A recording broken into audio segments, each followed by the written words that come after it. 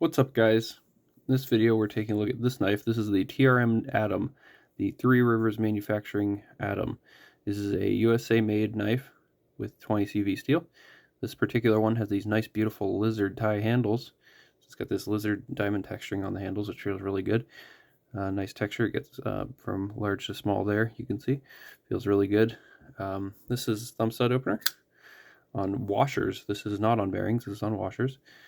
Completely made in the USA. Feels really good in the hand. Get some really nice, beautiful texturing, beautiful contoured titanium. So it fills your hand really well. You can see it's lightly contoured from one side to the other. So definitely feels really good when you're holding it. This particular knife is 20 CV. I don't know if they have more steels than that. I think they might have a couple others. I'm not sure.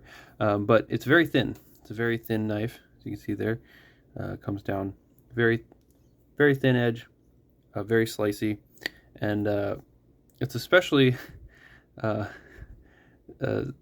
this knife, it's very thin, especially this one, because I just tried to film this video and I cut myself with this knife. So it bit me, yeah. So be careful when you're handling the TRM Atom, because it's very thin and very sharp. So this particular one is very sharp. I mean, you can see that edge comes really thin. Beautiful. It's a liner lock with this beautiful cutout, so you can push right against the liner. Get a nice access there with that choil area. Nice thumb stud action. And then feels really good in the hand. It is very comfy. Nice pocket clip. Doesn't come too far off the scale, which is nice, and yeah, pretty good. Some 3 standard backspacer here, 3 standoffs for a backspacer, not too bad. Standard construction. It's got a stop pin right there. Actually, the pocket clip does come off the scale really far. There's no screws that come out of the scale, which is nice.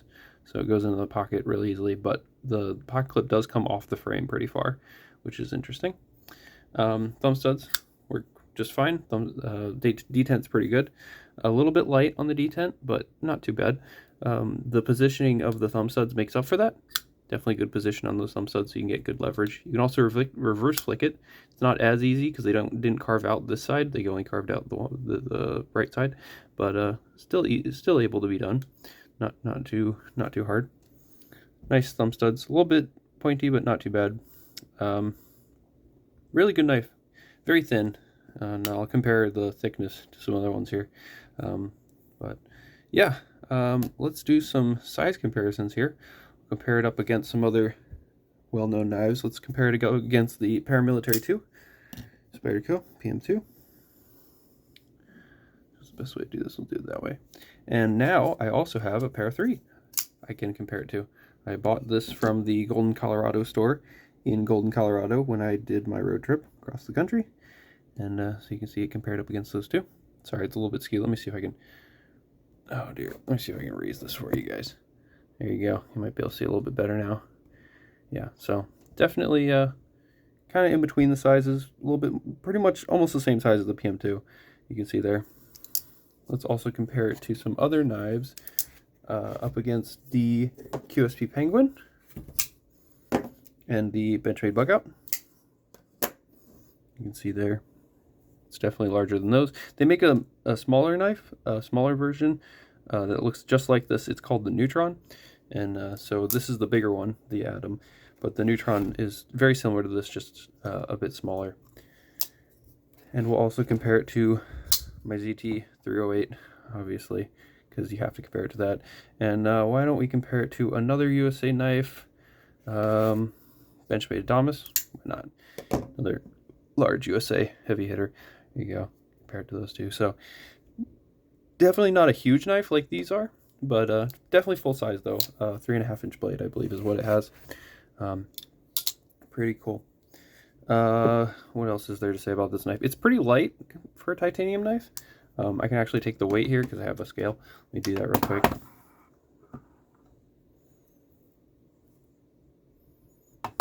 This knife weighs 4.2 ounces. So for a full titanium knife, 3.5 inch blade, that's pretty good. I would consider that pretty good, pretty average. Not too heavy, not too light. It's not super light. If you have the G10 version, it's a lot lighter.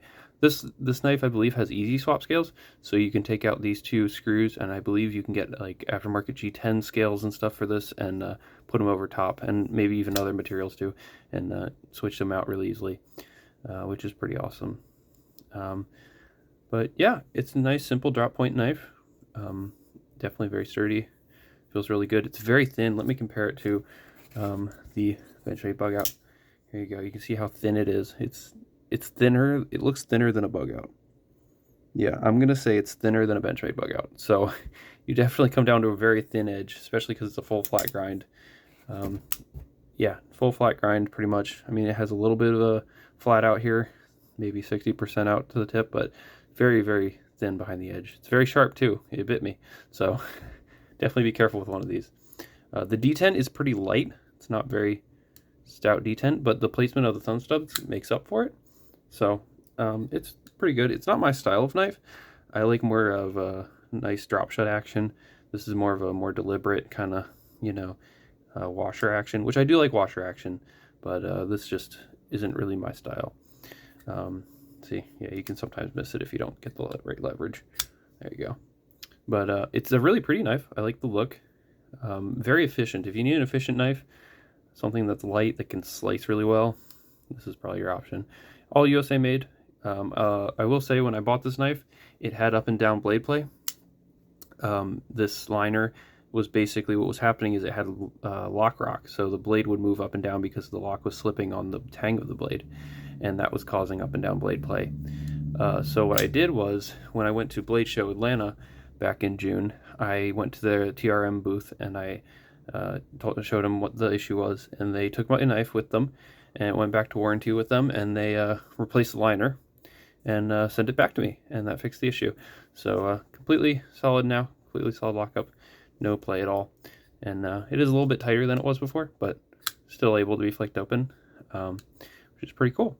But yeah, so definitely customer service with them, definitely awesome. No complaints with that at all.